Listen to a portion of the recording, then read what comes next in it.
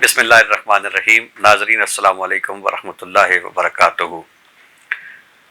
अक न्यूज़ की रमज़ान ट्रांसमिशन में प्रोग्राम जमाल रमज़ान के साथ आपकी खिदमत में हाज़िर हैं।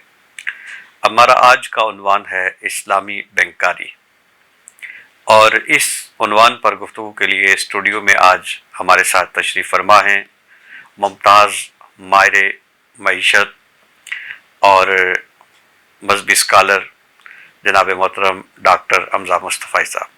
डॉक्टर साहब, आपका बहुत शुक्रिया कि आपने अपनी मसरूफियात में से वक्त निकाला और आज के इस प्रोग्राम में आप तशरीफ़ फरमा हुए। डॉक्टर साहब के साथ तशरीफ़ फरमा हैं रावलपिंडी के मारूफ सना खां जनाब मोहतरम हाफिज़ मोहम्मद नसीर फ़ारूकी साहब।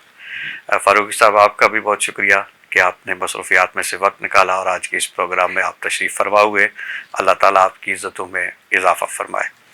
डॉक्टर साहब, गुफ्तगू का आगाज़ आपसे करेंगे। किसी भी माशरे में, उसकी मईशत में बैंकिंग को एक अहमियत हासिल है। बिलखुसूस आज का जो हमारा माशरा है, इसमें बहुत सारे उमूर ऐसे हैं कि जिनकी अदायगी के लिए लोग बैंक से रजू करते हैं। तो ये जो बैंक का किरदार है, इसको तारीख़ी एतबार से अगर हम देखें तो ये कब इसकी बिना पड़ी और फिर आहिस्ता आहिस्ता इसकी अहमियत बढ़ती चली गई। बिस्मिल्लाहिर्रहमानिर्रहीम। शाह साहब, जो बैंक है इसकी बहुत से बुनियादी चीज़ें तो इस्लामी मुआशरे में मौजूद थी, सही, लेकिन हमें अफसोस से कहना पड़ता है कि अहले मगरब ने जिस वक्त मुआशी अलूम मुरतब किए तो उन्होंने जो 7वीं सदी ईस्वी है उससे लेके तो तकरीबन 14वीं सदी ईस्वी तक के जो मुआशी दुनिया के मामलात हैं उनसे उनको कमा हक़ बयान नहीं किया। सही, वो हम बाद में डिस्कस कर सकते हैं कि वो क्या थे और कैसे थे, लेकिन जो मौजूदा जदीद बैंक है इसके बारे में जो बात सामने आती है वो ये आती है कि जो बरतानिया के गोल्ड स्मिथ थे जी, उन्होंने इसका आगाज़ किया। सही, और उन्होंने इस तरह इसका आगाज़ किया कि एक आदमी को अगर कोई पैसे ज़रूरत होते थे तो वो जाके गोल्ड स्मिथ से लेता था, सही, और बाद में उससे ज़ाहिर है सूद के साथ वापस देता था। अगर किसी के पास फालतू पैसे होते थे या गोल्ड होता था तो वो गोल्ड स्मिथ के पास जमा करा देता था, और अगर उसने दूसरे शहर जाकर उसे पैसे चाहिए होते थे तो गोल्ड स्मिथ उसको एक रसीद दे देता था। वो जाके दूसरे शहर से वो दूसरे गोल्ड स्मिथ को वो रसीद दे के तो वहाँ अपनी ज़रूरत पूरी कर लेता था। जिस तरह आजकल जो हवाले का काम चलता है तकरीबन ये था, जैसे आम लोग जो मार्केट ज़ुबान में कहते हैं हुंडी, सही, वो बेसिकली हवाला है शरई तौर पे। सही, और मैं इससे ये बैंक जो है ना वो इवॉल्व हुए, उनकी तरक्की जो है वो इस कॉन्सेप्ट से हुई, सही, यानी लेन देन से और अमानतें रखना, अमानतें देना और एक जगह से दूसरी जगह तक अमानतें पहुंचाना, इस काम से जो है वो बरतानिया में बैंकिंग की जो है वो इब्तिदा हुई। सही, इससे अगर मज़ीद पीछे चले जाएं तो हमें पता है कि इस्लामी दौर में ऐसा होता था कि अगर एक शहर से कोई आदमी दूसरे शहर जाता था तो उसे बाकायदा एक लेटर दिया जाता था जिसे उस दौर में सक कहा जाता था। आजकल हम उसे चेक कहते हैं, सही, वो उसको स्वाद काफ के साथ सक कहते थे। वो बेसिकली ट्रैवलर चेक होता था कि आपने जो है वो मदीना शरीफ से जाना है शाम, सही, दमिश्क जाना है, तो मदीना शरीफ से आप जो है वो चेक लेते थे, दमिश्क जाते थे اور دمشق جا کے اپنی جتنے بھی آپ کو پیسے، فرض کے 1,00,000 کا چیک ہے، 50,000 آپ کو چاہیے تو 50,000 روپیہ وہاں سے آپ لے لیتے تھے، اور وہ آدمی اوپر لکھ دیتا تھا کہ 50,000 روپیہ جو ہے نا اس کا ہو گیا، اور 50 رہتا ہے. صحیح. وہ بندہ واپس آ کے مدینہ شریف اس نے چونکہ 1,00,000 روپیہ جمع کرایا ہوتا تھا، یہاں پہ آ کے وہ چیک دیتا تھا اور 50,000 روپیہ اپنے واپس لے لیتا تھا. صحیح. تو اس طریقے سے جو ہے وہ اسلامی دور میں بھی ہم دیکھتے ہیں کہ جو بینکنگ انسٹرومنٹس ہیں وہ موجود ہیں. صحیح. اس سے بھی مزید سمپل معاشروں میں دیکھیں تو وہاں پہ ہمیں پتہ چلتا ہے کہ وہاں پہ لوگوں کی ضرورتیں ہیں. میری ضرورت ہے، مجھے پیسہ چاہیے، اور آپ کے پاس پیسہ موجود ہے، آپ کام نہیں کر سکتے، تو آپ چاہتے ہیں کہ آپ مجھے وہ پیسے دے دیں تو میں ان پیسوں سے جو ہے وہ کاروبار کر لوں، اور جو منافع ہو اسے ہم تقسیم کر لیں. تو یہ پرانے دور میں دنیا بھر میں یہ سسٹم موجود تھا. لیکن یہ جو جدید بینک بنا، اس نے لوگوں کی زندگی کو آسان کر دیا. انہوں نے ایک تو یہ کہا کہ جس بندے کے پاس فالتو پیسے ہیں وہ ہمارے پاس جمع کرا دے، ہم اس کے پیسوں کو سنبھال کے رکھیں گے، اور اس کو پھر ان پیسوں پر منافع بھی دیں گے یا سود دیں گے. تو لوگوں نے پھر جو ضرورت سے زیادہ ان کے پاس پیسے ہوتے تھے بینکوں میں رکھنے شروع کر دیے. دوسری طرف انہی بینکوں نے لوگوں کو کہنا شروع کر دیا کہ اگر کسی کو کاروبار کے لیے پیسے چاہیے تو ہم سے لے لے. تو اس طرح وہ گویا بینک جو ہے وہ ایک انٹرمیڈیری کا رول اس نے ادا کرنا شروع کر دیا کہ ضرورت مند جا کے وہاں پہ پیسے جمع کراتے ہیں اور دوسرے ضرورت مند وہاں سے پیسے لے لیتے ہیں. تو اب جو ہے وہ اس سسٹم کو مزید جب آگے چلایا گیا اور کئی بینک بن گئے تو پھر یہ طے ہوا کہ ان سارے بینکوں کو کنٹرول بھی تو کرنے کے لیے کوئی ہونا چاہیے. چنانچہ جو مرکزی بینک ہے اس کا بھی کانسیپٹ ڈیولپ ہوا اور دنیا بھر میں پھر مرکزی بینک بھی بن گئے. اس وقت پوری دنیا میں ہر ملک یا ہر سٹیٹ کا اپنا ایک مرکزی بینک ہے، اور اس کے بعد جو ہے وہاں پہ بے شمار کمرشل بینک بھی ہوتے ہیں. تو جو کمرشل بینک ہیں وہ تو کاروبار کے لیے ہوتے ہیں، پیسے لیتے ہیں اور آگے لوگوں کو ادھار پہ دیتے ہیں، وہاں سے منافع کماتے ہیں. اور پھر بعض اوقات جو ہے وہ اسپیسیفک بینکس بھی ممالک نے بنانا شروع کر دیے. کسی ملک نے صنعت کو ترقی دینے کے لیے انڈسٹریل ڈیولپمنٹ بینک بنا دیا، کسی نے زراعت کو ترقی دینے کے لیے ایگریکلچرل ڈیولپمنٹ بینک بنا دیا، اور اسی طرح کے اور بینکس جو ہے نا وہ بنے ہیں. ان سارے بینکوں کا بنیادی مقصد جو ہوتا ہے وہ یہ ہوتا ہے کہ خود بھی منافع کمائیں اور جو ان کے کلائنٹس ہیں ان کو بھی منافع دیں. صرف اس میں جو چیز ہمارے نقطۂ نگاہ سے ٹھیک نہیں ہے وہ سود ہے، کیونکہ جتنے بھی دنیا میں بینکس ہیں وہ سارے سمپل سے سود پہ چلتے ہیں کہ ہاں جی 2% سود جو ہے وہ لوگوں کو سے لیتے ہیں، اور اس کے بعد جو ہے اسی طرح جو اپنے ان کے اکاؤنٹ ہولڈر ہوتے ہیں ان کو 2-3% یا 1.5% وہ جو ہے وہ دنیا بھر میں وہ سود دے دیتے ہیں. اور دوسرا جو کام بینکوں نے شروع کیا جو پہلے کہیں نہیں کیا گیا تھا وہ ہے کریڈٹ کریشن، یعنی اعتباری زر جو ہے وہ کریٹ کرتے ہیں. بینک کے پاس پیسہ ہوتا ہے 1 کروڑ روپیہ، لیکن وہ قرضے جو ہے وہ 4 کروڑ روپے کے آگے دے دیتا ہے، اور پوری بینکنگ انڈسٹری مل کے یہ کام کرتی ہے. تو یہ جو کریڈٹ کریشن ہے یا اعتباری زر کا جو ہے وہ اجرا ہے، یہ بھی بینکوں نے اب شروع کر دیا ہے. تو یہ بہرحال جدید بینک ہے. اگر اسلامی بینک کے بارے میں اگر آپ چاہیں تو اس میں اب میں تھوڑی سی وضاحت کر دوں تو آپ کے کہ یہ جو عام ہمارا جو تجارتی بینک ہے یا جو ہمارا کنونشنل بینک ہے، سمپل سیم اسی طرح کا اسلامی بینک ہوتا ہے. اسی طرح وہ لوگوں سے امانتیں لیتا ہے، اسی طرح وہ لوگوں کو آگے منافع بھی دیتا ہے، اور اسی طرح جو ہے وہ انٹرمیڈیری کا بھی کام کرتا ہے. لیکن اس میں جو سود ہے اس کا عنصر غائب ہو جاتا ہے. اسلامی بینک جو ہے وہ سود پر نہیں چلتا، اور اس کا سود پہ نہ چلنا جو ہے وہ انتہائی بابرکت چیز ہے. اس سے معاشرے میں زیادہ استحکام آتا ہے. دنیا میں آج تک جتنے بھی معاشی بحران آئے ہیں، 1929 میں بھی معاشی بحران آیا ہے، اور اس کے بعد بھی ابھی ریسنٹلی بھی 2008 میں بھی معاشی بحران آیا، اور آتے رہتے ہیں، ریگولرلی آتے رہتے ہیں. اکثر معاشی بحرانوں کے پیچھے وہ سود جو ہے وہ کار فرما ہوتا ہے. صحیح. جب الٹیمیٹلی تحقیق ہوتی ہے تو پتہ چلتا ہے کہ یہ سود کی وجہ سے معاشی بحران آ رہے ہیں. ان کو پھر ٹھیک کرنے کے لیے حکومتیں محنت کرتی ہیں, پیسے لگاتی ہیں, ریفارمز لاتی ہیں, پھر وہ ٹھیک ہوتے ہیں. لیکن چونکہ سودی نظام پیچھے کار فرما ہوتا ہے, پھر عالمی طور پر کوئی نہ کوئی جو ہے وہ معاشی بحران آ جاتا ہے. اچھا, میں یہاں پہ آپ کی بات کو معذرت کے ساتھ قطع کر رہا ہوں.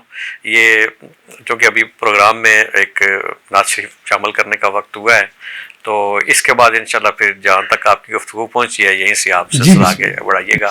ہمارے ساتھ تشریف فرمائیں جناب محترم حافظ محمد نصیر فاروقی صاحب.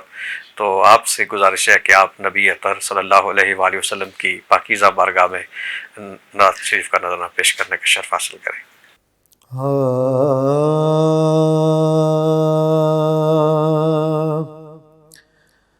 وہ کمال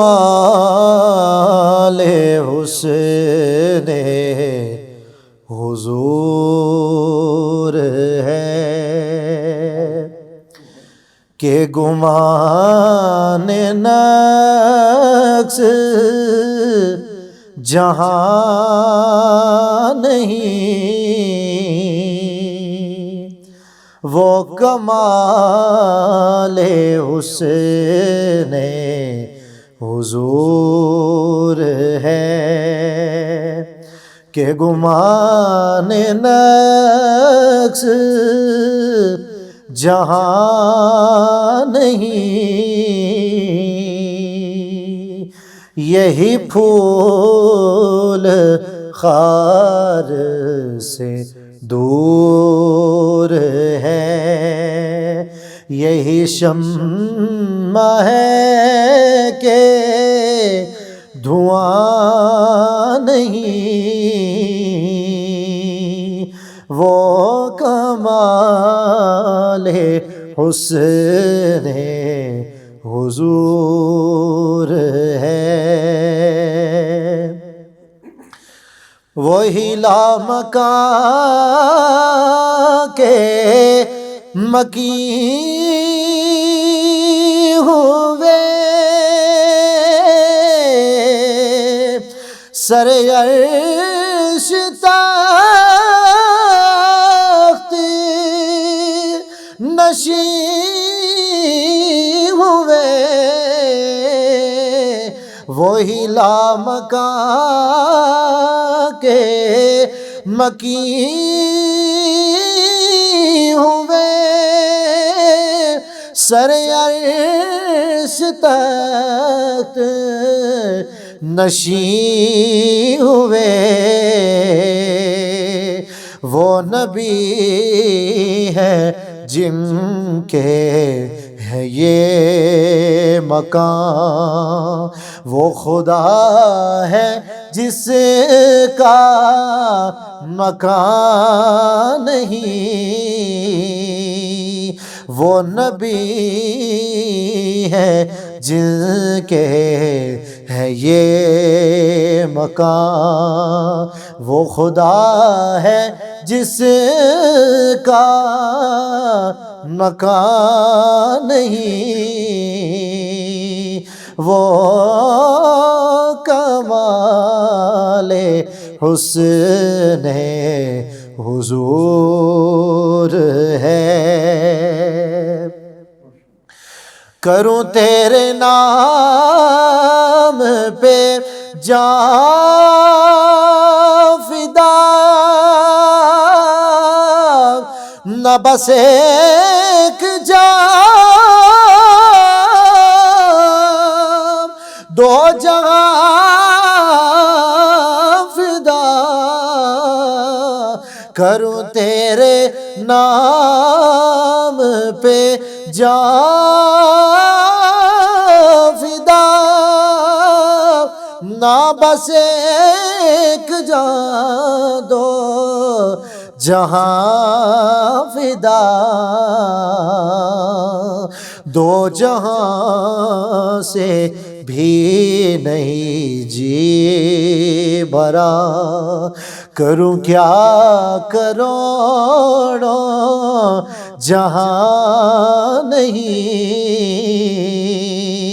دو جہاں سے بھی نہیں جی بھرا. اور مقطع بڑا ہی خوبصورت. کروں مدح اہل دو رضا، پڑے اس بلا میں میری بلا. کروں مدح اہل دو رضا، پڑے اس بلا میں میری بلا. میں گدا ہوں اپنے کریم کا، میرا دین پارائے نہ نہیں. میں گدا ہوں اپنے کریم کا، میرا دین پارائے نہ نہیں. وہ کمال حسن حضور ہے. ماشاءاللہ آپ نے امام اہل سنت اعلیٰ حضرت فاضل بریلوی رحمۃ اللہ علیہ کا بہت خوبصورت کلام سنایا. اللہ تعالیٰ آپ کے ذوق میں مزید اضافہ فرمائے. ناظرین ابھی پروگرام میں وقت ہوا ہے ایک بریک کا. مختصر سے وقفے کے بعد دوبارہ حاضر ہوتے ہیں. السلام علیکم ورحمۃ اللہ وبرکاتہ.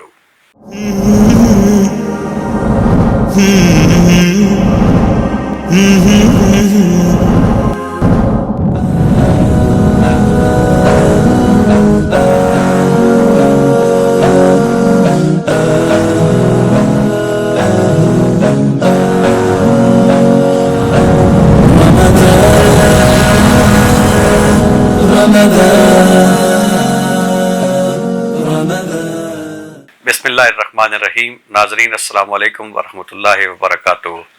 پروگرام میں ایک بار پھر خوش آمدید. آج کا عنوان ہے اسلامی بینکاری، اور اس عنوان پر گفتگو کے لیے ہمارے ساتھ تشریف فرما ہیں ماہر معاشیات، معروف مذہبی اسکالر جناب محترم ڈاکٹر حمزہ مصطفی صاحب. ڈاکٹر صاحب، بریک سے پہلے آپ گفتگو فرما رہے تھے اسلامی بینکاری کے حوالے سے کہ جو اسلامی بینک ہے وہ عام جو بینک ہے ان سے کس طرح وہ منفرد ہے اور اس کے کام کرنے کا طریقہ کار کیا ہے. تو جہاں تک آپ کی گفتگو پہنچی تھی اسی سلسلے کو وہیں سے آگے. جی شاہ جی، جو ہم بات کر رہے تھے اس حوالے سے ایک تو عام بات یہ ذہن میں رکھنے کی ہے کہ اس وقت اسلامک بینکنگ جو ہے وہ تھیوری نہیں رہی، صحیح، وہ پریکٹس ہو گئی ہے. صحیح. آج سے 30 سال پہلے جب ہم لوگ کالج یونیورسٹی میں پڑھتے تھے اس وقت اسلامک بینکنگ جو تھی وہ ایک تھیوری تھی. صحیح. باقر صدر نے اسلامک بینک لکھا اور باقی نجات اللہ صدیقی نے کتاب لکھی، تو وہ صرف اس وقت تھیوریٹیکلی باتیں ہوتی تھیں. صحیح. لیکن اس وقت صورتحال یہ ہے کہ پاکستان میں سب سے فاسٹ گروئنگ جو بینکنگ ہے وہ اسلامک بینکنگ ہے. صحیح. 2-3 اسلامک بینک ہیں، میزان بینک ہے، کچھ اور ہیں. تو ان کا جب آپ ڈیٹا دیکھتے ہیں، یا ایون جو ہمارے کنونشنل بینکس تھے انہوں نے بھی اسلامک بینکنگ ساتھ شروع کر دی ہے. صحیح. تو ان میں جو ہے وہ جب ہم دیکھتے ہیں تو ان کے جو ایسٹس ہیں اور ان کا جو پروفٹ ہے اور باقی چیزیں جو ہیں وہ اسلامک بینکنگ کی زیادہ تیزی سے آگے جا رہی ہیں. تو اس کا مطلب یہ ہے کہ اسلامک بینک کا فیوچر بہت برائٹ ہے. صحیح. ایون ویسٹ نے بھی اسلامک بینکنگ پریکٹس کرنی شروع کر دی ہے اور بڑی وہ دلچسپی لے رہے ہیں. صحیح. چونکہ ان کو یہ ہوتا ہے کہ جی پروفٹ جو ہے وہ دینے کے ہم پابند نہیں ہیں، پروفٹ ہوگا تو ہم دیں گے. صحیح. تو ہوتا ہے لیکن اس سے ایک جو بینک کی لائبلٹی ہے وہ کم ہو جاتی ہے. صحیح. اور پاکستان میں تو غلام اسحاق خان صاحب جب وزیر خزانہ ہوتے تھے، ضیاء الحق صاحب کا دور تھا، تو اس وقت اسلامک بینکنگ کا نام جو ہے نا وہ استعمال ہوا اور انہوں نے پروفٹ لاس شیئرنگ جو ہے وہ شروع کی. لیکن وہ that was not less than cheating. وہ کوئی ایسا اسلامک بینکنگ شروع نہیں ہوئی تھی. انہوں نے صرف اتنا کیا کہ بینک نے یہ لکھ کے دے دیا یا بندوں سے یہ انڈرٹیکنگ لے لی کہ پروفٹ ہوگا تو ہم دیں گے, نہیں ہوگا تو نہیں دیں گے, اگر لاس ہوا تو لاس میں آپ شریک ہوں گے. تو بیسیکلی بیک اینڈ پہ بینک والے آگے جو لینڈنگ کرتے ہیں وہ ساری سود کی بنیاد پر ہی کرتے ہیں. تو بیسیکلی وہ سود سے پاک سسٹم نہیں ہوا تھا. اور اب جو ہے وہ جو اسلامی بینک آئے ہیں اور انہوں نے تمام لوگوں نے شریعہ بورڈ بنائے ہیں. ہر بینک کے پیچھے ایک شریعہ بورڈ ہے. اسٹیٹ بینک آف پاکستان نے بھی جو ہے وہ اسلامک بینکنگ کا ایک الگ سے شعبہ بنایا ہوا ہے اور وہاں سے وہ سسٹم جو ہے اس کو دیکھ رہے ہیں. تو یہ ایک بہت حوصلہ افزا بات ہے. اس میں اب جو ہے وہ جس چیز کی ضرورت ہے وہ یہ ہے کہ جس طرح اسٹیٹ بینک آف پاکستان کا ہم نے 48 میں جب اسٹیٹ بینک بنایا تھا تو اس کا ایک ایکٹ بنایا گیا تھا, اس ایکٹ میں سبسٹینشیل چینج کی جائے. تو اس میں چینج کر کے تو اس میں باقاعدہ اسلامک بینکنگ کا سیکشن بنایا جائے. ہم یہ نہیں کہتے کہ پہلے ہی دن دوسری بینکنگ ختم کر دی جائے, لیکن اسلامک بینکنگ کو مزید پروموٹ کیا جائے اور اس کے لیے فیسلٹیز بڑھائی جائیں, اس کے لیے آسانیاں پیدا کی جائیں اور گریجولی جو دوسری کنونشنل بینکنگ ہے وہ ختم کر دی جائے. اس میں بینک میں ہم یوں بھی کر سکتے ہیں, ہمارے اسٹڈی اگر کرنا چاہیں تو آپ دیکھیں کہ جو کنونشنل بینکس ہیں ان میں بھی انسٹرومنٹس ہوتے ہیں. صحیح. کہ جی فلاں ایک اسکیم آئی ہے, اس کے تحت جو آدمی اتنے پیسے جمع کرائے گا اس کو اتنا منافع دیں گے. اگر کسی نے گاڑی خریدنی ہے تو وہ اتنے پیسے ابتدا میں دے اور پھر ان شرائط کے تحت اسے گاڑی ملے گی. اگر کسی نے زراعت کے لیے قرضہ لینا ہے تو یہ طریقہ کار ہوگا. صرف اس کے پیچھے یہ رکھا ہوتا ہے کہ جی اتنا وہ سود دے گا. اسلامک بینک میں یہ سارے انسٹرومنٹ متبادل موجود ہیں. مثلا ایک آدمی نے گاڑی لینی ہے تو اس گاڑی کا ایک کرایہ طے ہو جاتا ہے کہ جناب یہ گاڑی جو ہے یہ فرض کیا 10 لاکھ روپے کی ہم نے لی ہے اور بینک میں نے اس میں 8 لاکھ روپیہ دیا ہے, جو دوسرا بندہ ہے اس نے 2 لاکھ روپیہ دیا ہے, تو گاڑی آ گئی ہے. اب اس گاڑی کا ایک کرایہ طے ہو جائے گا اور وہ جو کرایہ ہے وہ ہر مہینے دونوں اس حساب کے حساب جو ہے وہ بینک کو بھی ملتا جائے گا اور اس دوسرے بندے کا بھی حصہ ہوگا.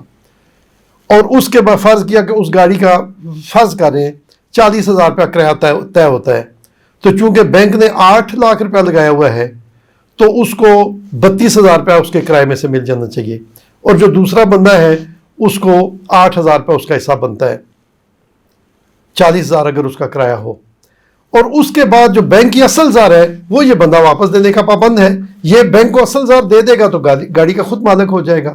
تو آپ اگر یہ فرض کیا 40,000 ہر سال مہینے دیتا رہتا ہے تو 32 تو بینک کا حصہ بھی چلا گیا اور ساتھ جو ہے وہ 8,000 روپیہ جو ہے وہ بطور اس کا اصل زار میں سے کم ہوتا جائے گا. اور پھر گریجولی فارمولے کے تحت گریجولی اس کا شیئر بڑھتا جائے گا, بینک کا شیئر کم ہوتا جائے گا, اور اس طرح الٹیمیٹلی ٹائم ول کم کہ 100% جو ہے وہ گاڑی کا مالک یہ بن جائے گا اور بینک جو ہے نا وہ اس کے شیئر ختم ہو جائیں گے اور معاہدہ کا تکمیل پذیر ہو جائے گا. تو اسی طرح زراعت میں بھی, اسی طرح باقی جتنے بھی ہمارے جو ہے وہ زندگی کے شعبے ہیں ان تمام میں اسلامی جو ہے وہ بینکنگ کے انسٹرومنٹ موجود ہیں جن کے تحت جو ہے وہ پیسے دیے جا سکتے ہیں, لوگوں کی ضرورتیں پوری کی جا سکتی ہیں, کاروبار کیے جا سکتے ہیں. جو اصل وہ ہے وہ یہ ہے کہ رسک جو ہے وہ شیئرڈ ہوتا ہے. جو کنونشنل بینک ہے, جو سودی نظام ہے, جو یہودیوں کا نظام ہے, اس میں جو سارا رسک ہے وہ جو آدمی کاروبار کر رہا ہوتا ہے اس کے اوپر ہوتا ہے. صحیح. یہ زیادتی ہے. پیسے بھی اس نے لیے ہیں اور اب ان کے اوپر سود بھی یہ دے گا اور کاروبار کا بھی سارا رسک یہ اٹھائے, تو یہ اگر اس کو نقصان بھی ہو جائے پھر بھی اس نے سود بھی دینا ہے اور سارے پیسے واپس دینے ہیں.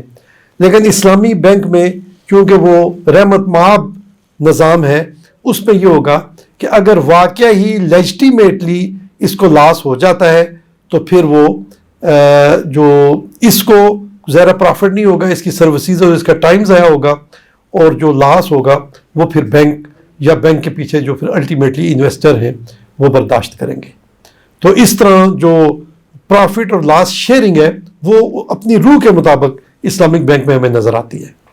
ماشاءاللہ آپ نے بڑی تفصیل کے ساتھ بیان کیا اور اس سے یہ سمجھ آیا کہ اسلامی بینک کس طرح کام کرتا ہے اور جو متبادل ہے اس عمومی بینکاری کا وہ اسلامی جو نظامی بینکاری ہے اس میں موجود ہے اور اس نظام کی اپنی ایک برکات بھی ہیں چونکہ یہ سود سے پاک نظام ہے. تو آپ کا بہت شکریہ کہ آپ نے ان معاملات کے حوالے سے ہماری رہنمائی فرمائی. اللہ تعالیٰ آپ پر مزید برکتیں فرمائے اور آپ کی عزتوں میں مزید اضافہ فرمائے. پروگرام کا وقت چونکہ مختصر ہے اور ہم نے آخر میں ایک بار پھر جناب محترم ہمارے جو مہمان آج تشریف فرما ہیں فاروقی صاحب آپ سے نعت شریف بھی سننی ہے تو گزارش ہے کہ سرکار کی بارگاہ میں نعت شریف کا نذرانہ پیش کریں.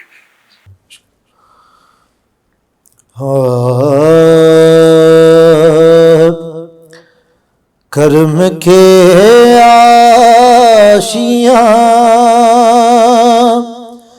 نیکی کیا بات ہے، کرم کے آشیاں نیکی کیا بات ہے، آپ کے آستانے کی کیا بات ہے، کرم کے آشیاں نیکی کیا بات ہے، آپ کے آستانے کی کیا بات ہے. کتنے نانا بھی ہیں اور نواز بھی ہیں، کتنے نانا بھی ہیں اور نواز بھی ہیں، کتنے نانا بھی ہیں اور نواسے بھی ہیں، ابن حیدر کے نانا کی کیا بات ہے، ابن حیدر کے نانا کی کیا بات ہے، آپ کے آستانے کی کیا بات ہے. فاطمہ